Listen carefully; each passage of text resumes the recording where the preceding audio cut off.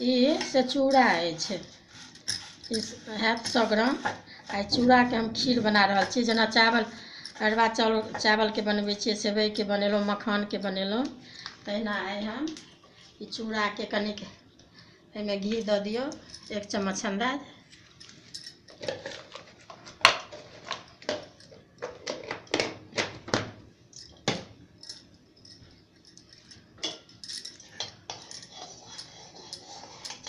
आ एकरा से बढ़िया से लाल कऽ कऽ खूब भूजि लिअ।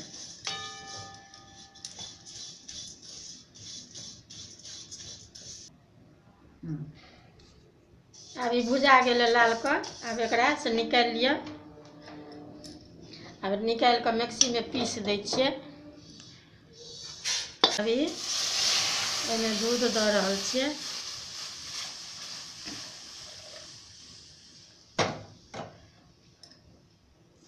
अब ई पिसा गेल, देखियौ मिक्सी में ई पिसा गेल चूड़ा। एकरा एहने कऽ पीसब, जे टाइप जेना सुज्जी रहैया तही टाइप के पीस लेब। अब ई अहाँके से एहिमे जेना मखान के खीर बनबै छी, एक बेर जरूर देखबै बना कऽ, खा कऽ बहुत नीक लागत।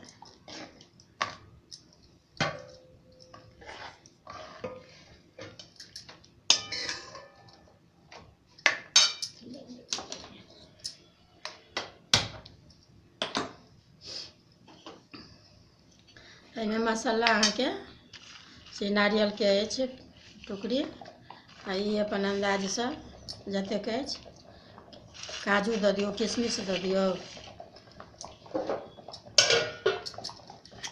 आ इलायची के चूर्ण ई कनि खसा दियौ।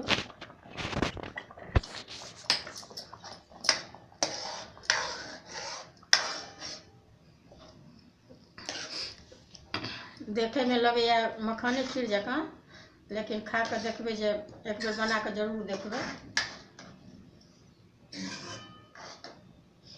भऽ गेल, अभी तैयार भऽ गेल, अभी तैयार भऽ गेल। आब एहिमे लास्ट में चीनी से अहाँके 4 चम्मच खसा दियौ, ऐसा भऽ गेल। अभी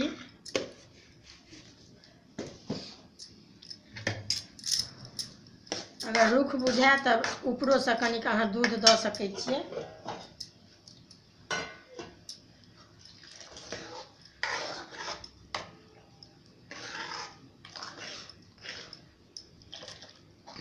ई 100 ग्राम में लगभग 1 किलो दूध अहू में लागि जायत।